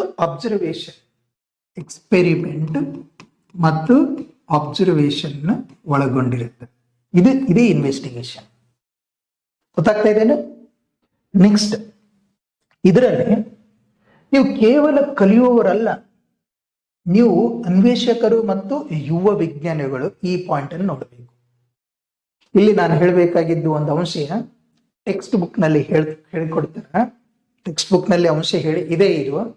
ನೀವು ಕೇವಲ ಲರ್ನರ್ಸ್ ಅಲ್ಲ, ನೀವು ಇನ್ವೆಸ್ಟಿಗೇಟರ್, ಯಂಗ್ ಸೈಂಟಿಸ್ಟ್. ನೀವು ದಿನನಿತ್ಯದ ಸಮಸ್ಯೆಗಳಿಂದ ಯಾವ್ಯಾವ ನೋಡಿರ್ತೀವಿ ಅವುಗಳಿಂದ ಹಿಡಿದು ಭೂಮಿ ಮತ್ತು ವಿಶ್ವದ ದೊಡ್ಡ ಪ್ರಶ್ನೆಗಳವರೆಗೆ ನಾವು ಅನ್ವೇಷಣೆ ಮಾಡಬಹುದು ಅನ್ನೋದಕ್ಕೆ. ಅದಕ್ಕೆ ಒಂದು ಎಕ್ಸಾಂಪಲ್ ನೋಡಿ, ದಿನನಿತ್ಯದ ಉದಾಹರಣೆ ತಗೊಂಡಿವಂದ್ರೆ, ಹಿಟ್ಟು ಏಕೆ ಉಬ್ಬುತ್ತದೆ? ಇದು ಸಿಂಪಲ್ ಪ್ರಶ್ನೆ, ಒಂದು ದಿನನಿತ್ಯದ ಪ್ರಶ್ನೆ. ಒಂದು ದೊಡ್ಡ ಪ್ರಶ್ನೆ ಏನಪ್ಪಾ ಅಂತಂದ್ರೆ, ಭೂಮಿ ಬಿಸಿಯಾಗುತ್ತಿದೆಯೇ? ನಮ್ಗೆಲ್ಲರೂ ಅನುಭವ ಬಂದ್ಬಿಟ್ಟಿದೆ. ಎರಡರಲ್ಲೂ ವಿಜ್ಞಾನಿಯಂತೆ ಅಬ್ಸರ್ವೇಷನ್, ಮೆಜರ್ಮೆಂಟ್ ಮತ್ತು ರೀಸನಿಂಗ್ ಇರಬೇಕು.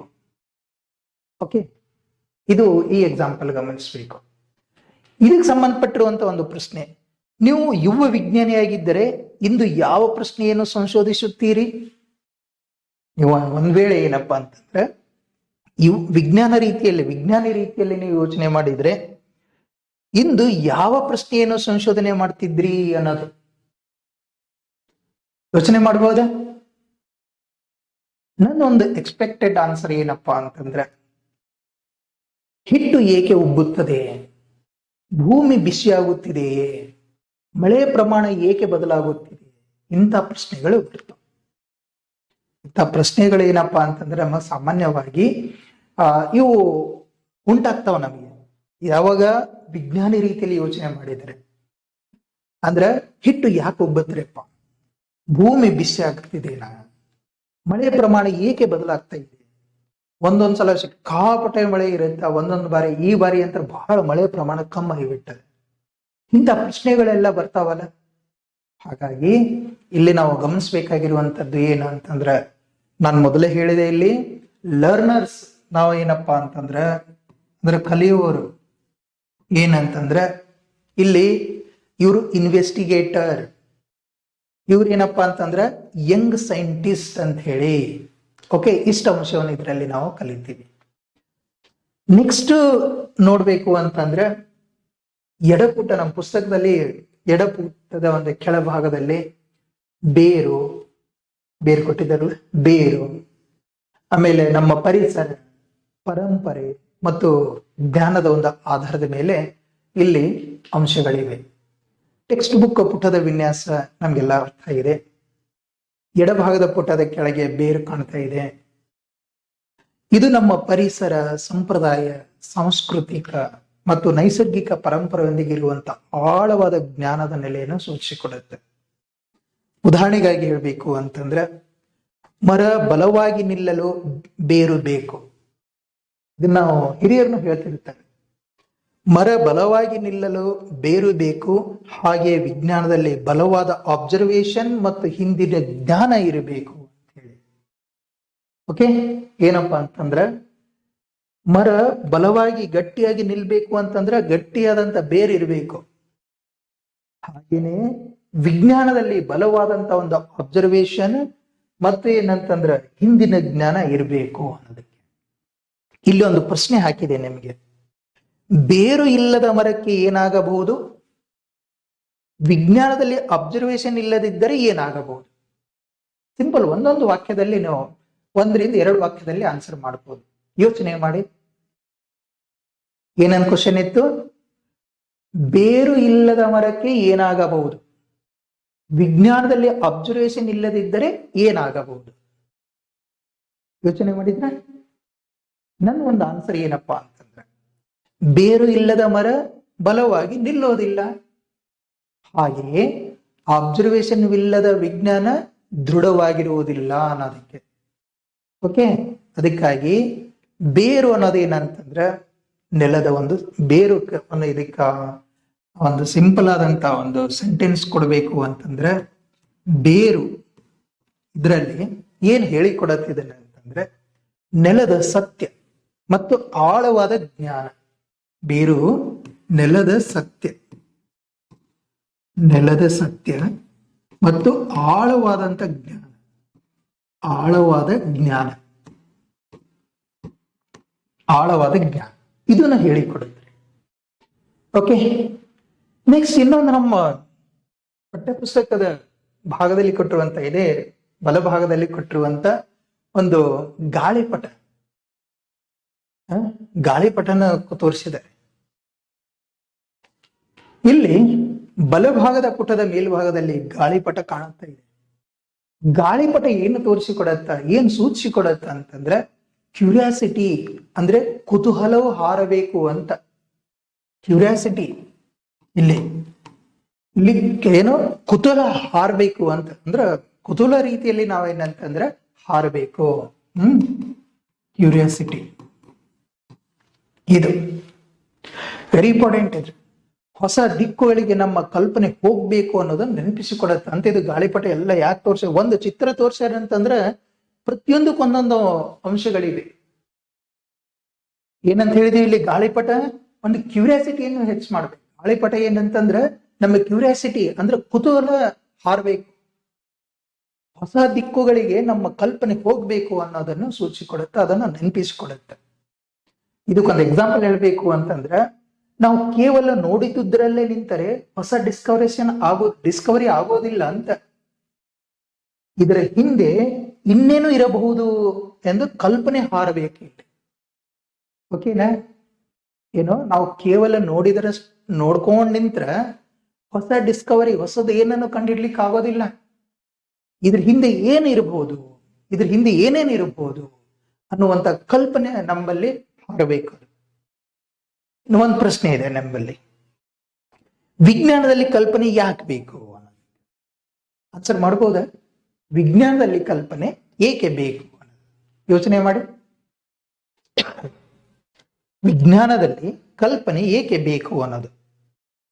ಇಲ್ಲಿ ಕಲ್ಪನೆ ಹೊಸ ಪ್ರಶ್ನೆಗಳನ್ನು ಹುಟ್ಟಿಸುತ್ತದೆ ಅಂತ ನಾವು ಗಮನಿಸಬೇಕು.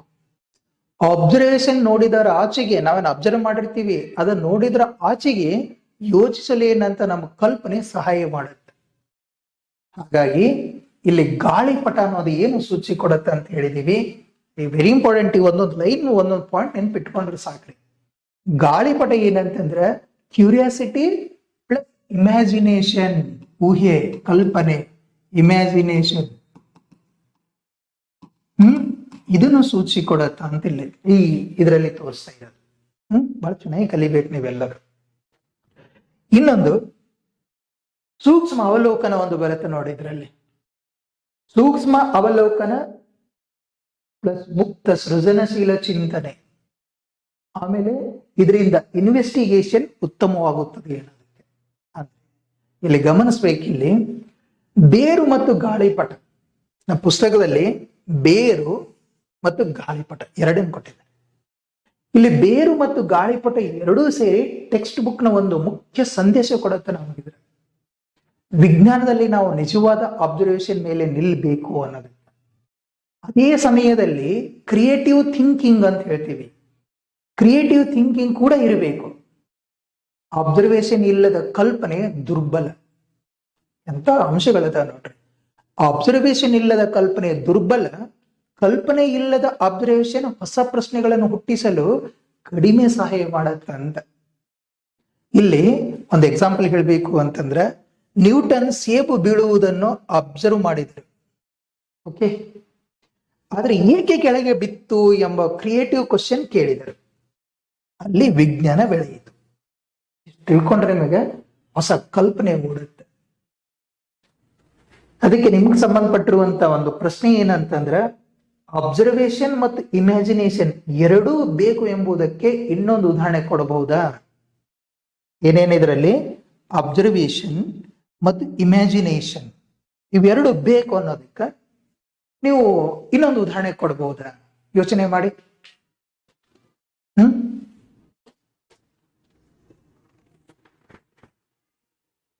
ಇಲ್ಲಿ ನನ್ನ ಪ್ರಶ್ನೆ ಏನಪ್ಪಾ ಅಂತಂದ್ರೆ, ಇಲ್ಲಿ ನನ್ನ ಪ್ರಶ್ನೆ ಏನಿದೆ ಅಂತಂದ್ರೆ, ನ್ಯೂಟನ್ ಸೇಬು ಬೀಳುವುದನ್ನು ಗಮನಿಸಿದ್ರು. ನಂತರ ಯಾಕೆ ಕೆಳಗೆ ಬಿತ್ತು ಅಂತ ಕೇಳಿದ್ರು. ಚಂದ್ರನ ಹಂತಗಳನ್ನು ಗಮನಿಸಿ ಕ್ಯಾಲೆಂಡರ್ ರಚನೆ ಆಯಿತು. ಓಕೆ, ಇಲ್ಲಿ ಅದಕ್ಕಾಗಿ ಬೆಸ್ಟ್ ಸೈನ್ಸ್ ಅನ್ನೋದು ಏನಪ್ಪಾ ಅಂತಂದ್ರೆ, ಗಮನಿಸ್ಬೇಕಿಲ್ಲ. ಬೆಸ್ಟ್ ಸೈನ್ಸ್ ಅಂತ ಅದಕ್ಕೆ ಹೇಳ್ತೀವಿ ಅಂತಂದ್ರೆ, ಬೆಸ್ಟ್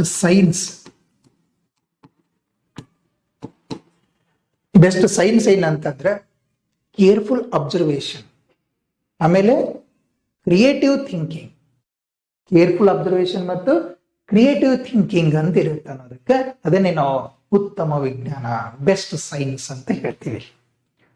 ಇನ್ನು ಇದ್ರಾಗ ಕೆಲವು ಹಿಡನ್ ಸೈಂಟಿಫಿಕ್ ಥಾಟ್ಸ್ ಅದ. ಅವನ್ನ ಆಸಕ್ತಿಗೊಳಿಸ್ಬೇಕು. ಅದನ್ನ ಆಸಕ್ತಿಗೊಳಿಸ್ಲಿಕ್ಕೆ ನಮ್ಮ ಟೆಕ್ಸ್ಟ್ ಬುಕ್ ನಲ್ಲಿ ಮತ್ತೆ ಯೋಚನೆಗೆ ಪ್ರೇರೇಪಿಸಲು ಏನಂತಂದ್ರೆ ಕೆಲವು ಹಿಡನ್ ಸೈಂಟಿಫಿಕ್ ಥಾಟ್ ಅಂತ ಹೇಳಿಕೊಟ್ಟಿದ್ದಾರೆ. ಅಂದ್ರೆ ಇದ್ರಾಗ ಟೆಕ್ಸ್ಟ್ ಬುಕ್ ಪುಟದ ಕೆಳಗಿನ ಕೆಲವು ಲೈನ್ಸ್ ಮತ್ತು ಪ್ಯಾಟರ್ನ್ಗಳಲ್ಲೂ ಕೆಲವು ಹಿಡನ್ ಸೈಂಟಿಫಿಕ್ ಥಾಟ್ ಅಂತ ಹೇಳಿ ಇವೆ. ಅವು ಮುಖ್ಯವಾಗಿ ಪುಟವನ್ನ ಆಸಕ್ತಿಗೊಳಿಸ್ಲಿಕ್ಕೆ ಮತ್ತು ನಮ್ಮ ಮನಸ್ಸನ್ನು ವಿಜ್ಞಾನ ಚಿಂತನೆಗೆ ತರುವಂತೆ ಮಾಡಲು ಬಳಸಲಾಗಿದೆ ಅನ್ನೋದು ಗಮನಿಸ್ಬೇಕು. ಇದರಲ್ಲಿ ಒಂದು ಎಕ್ಸಾಂಪಲ್ ಹೇಳ್ಬೇಕು ಅಂದ್ರೆ, ಕೆಲವು ಪ್ಯಾಟರ್ನ್ಸ್ ಪ್ರಕೃತಿಯಲ್ಲಿ ವೇವ್ಸ್, ರೋಡ್ಸ್, ಪಾತ್ಸ್, ಸೈಕಲ್ಸ್ ಇತ್ಯಾದಿಗಳನ್ನು ನೆನಪಿಸ್ತಾವ ನಮಗೆ. ಅರ್ಥ ಆಗ್ತಾ ಇದೆನಾ? ಕೆಲವು ಏನಂತಂದ್ರೆ ಇವು ಪ್ರಕೃತಿಯಲ್ಲಿರುವಂತ ಪ್ಯಾಟರ್ನ್ ಯಾವ ರೀತಿಯಲ್ಲಿ ಇದೆ, ಅದರಲ್ಲಿ ವೇವ್ಸ್ ಹೇಗಿದೆ, ರೂಟ್ಸ್ ಅದು ಬೇರುಗಳು, ಅದು ಪಾತ್, ಅದರ ಸೈಕಲ್, ಚಕ್ರ ಇತ್ಯಾದಿಗಳನ್ನ ನಮಗೆ ನೆನಪಿಸಿಕೊಡ್ತಾವ. ನಿಮ್ಗೊಂದು ಪ್ರಶ್ನೆ ಏನಂತಂದ್ರೆ, ಇದರಲ್ಲಿ ನಿಮ್ಗೆ ಟೆಕ್ಸ್ಟ್ ಬುಕ್ ಪುಟಗಳಲ್ಲಿ ಯಾವ ವಿಜುವಲ್ ಪ್ಯಾಟರ್ನ್ ಗಮನ ಸೆಳೆಯಿತು ಅಂತ ಹೇಳ್ಬೇಕು. ನಾನು ಟೆಕ್ಸ್ಟ್ ಬುಕ್ ನೋಡಿದಾಗ ನನ್ಗೆ ಯಾವ್ದು ಗಮನ ಸೆಳೀತು ಅಂತ ನಾನು ನಿಮ್ ಜೊತೆ ಕಳ್ಕೊತೇನೆ. ಪುಟದ ಕೆಳಗಿನ ಗೆರೆಗಳದಾವ. ನೀವು ಪುಟ ನೋಡಿದ್ರೆ ಗೊತ್ತಾದ, ಟೆಕ್ಸ್ಟ್ ಬುಕ್ ತೋರಿಸ್ತೀನಿ ನಿಮ್ಗೆ. ನಿಮ್ಮಲ್ಲಿ ಟೆಕ್ಸ್ಟ್ ಬುಕ್ ನೋಡ್ರಿ, ಪುಟದ ಕೆಳಗಿನ ಗೆರೆಗಳದಾವ ನೋಡ್ರಿ. ಅದರಲ್ಲಿ ರೂಟ್ಸ್ ಅದಾವ, ವೇವ್ಸ್ ಅದಾವ, ಪಾತ್ಸ್ ಅದಾವ, ಸೈಕಲ್ಸ್ ಅಂದ್ರ ಅಥವಾ ಪ್ಯಾಟ್ರನ್ಸ್ ಇವೆಲ್ಲ ನೆನಪಿಗೆ ಬರ್ತಾವ. ಇಲ್ಲಿ ಏನಂತಂದ್ರೆ ಡಿಸೈನ್ ಸಹ ಇಂಪಾರ್ಟೆಂಟ್. ಡಿಸೈನ್ ಅದಕ್ಕೆ ಇಂಗ್ಲಿಷ್ ನಲ್ಲಿ ಹೇಳ್ತಾರೆ ನೋಡ್ರಿ, design also invites scientific thinking ಅಂತ ಹೇಳಿ. ಹಾಗಾಗಿ ಡಿಸೈನ್ ಸಹ ಬಹಳ ಇಂಪಾರ್ಟೆಂಟ್ ಆಗಿರುತ್ತೆ ಅನ್ನೋದು ನಾವು ನೋಡ್ಬೇಕು.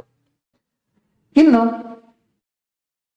ಸೂಕ್ಷ್ಮ ಜೀವಿಗಳಿಂದ ಗೃಹ ಮಟ್ಟದ ಸವಾಲುಗಳವರೆಗೆ ಅಂತ ಹೇಳಿದೆ. ಇದನ್ನ ನಾಳಿನ ಒಂದು ಈ ಪಾಠದ ಮುಂದುವರಿಕೆ ಪಾಠದಲ್ಲಿ ಹೇಳಿಕೊಡೋಣ. ಇಲ್ಲಿವರೆಗೆ ವಿಜ್ಞಾನಕ್ಕೆ ಸಂಬಂಧಪಟ್ಟಿರುವಂತ ಅಂಶಗಳು ಎಷ್ಟು ಸಾಧ್ಯ ಆಗತ್ತಷ್ಟು ಸರಳ ರೀತಿಯಲ್ಲಿ ನಿಮ್ಗೆ ಅರ್ಥವಾಗುವ ಹಾಗೆ ಚಿತ್ರದ ಮೂಲಕ, ಆಮೇಲೆ ಉದಾಹರಣೆಯ ಮೂಲಕ, ಆಮೇಲೆ ನಿಮ್ಮ ಮನಸ್ಸಿನಲ್ಲಿರುವಂತಹ ಪ್ರಶ್ನೆಗಳ ಮೂಲಕ ಅದಕ್ಕೆ ಯಾವ ರೀತಿಯಾದಂತ ಆನ್ಸರ್ ನಾವು ಎಕ್ಸ್ಪೆಕ್ಟೇಷನ್ ಮಾಡಬಹುದು ಅನ್ನೋದ್ರ ಮೂಲಕ ನಾನು ನಿಮ್ ಜೊತೆಗೆ ಮಾಹಿತಿಯನ್ನು ಹಂಚ್ಕೊಂಡಿದ್ದೀನಿ. ಮತ್ತೆ ನಾಳಿನ ಈ ವಿಜ್ಞಾನ ಪಾಠದಲ್ಲಿ ಭೇಟಿಯಾಗೋಣ. ಎಲ್ಲರಿಗೂ ನಮಸ್ಕಾರ, ಧನ್ಯವಾದಗಳು.